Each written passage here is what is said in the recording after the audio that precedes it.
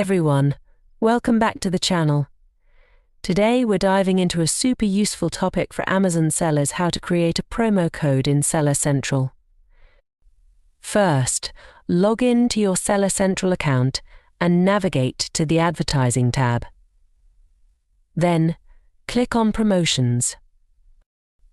Next, hit Create a Promotion and choose the promotion type as Social Media Promo Code. This will redirect you to the promotion creation page. Now, enter the list of product ASINs you want to include in the promotion and specify the percentage discount you'd like to offer. Customize your promo code and specify the start and end dates for the promotion. This helps create a sense of urgency for customers. Enter your promotion title. For now, let's go with football equipment 20% off. Meanwhile, you can subscribe to our channel. Move forward to create your promotional code. As we're offering a 20% discount, the code 20 is already filled in. Ensure to follow Amazon's guidelines while generating the code. Click on Review and review all the details of your promotion to ensure everything looks good.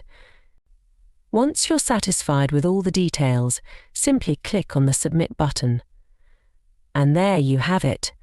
Creating a promo code in Seller Central is that easy. Now, let's see how to manage or edit an existing promo code.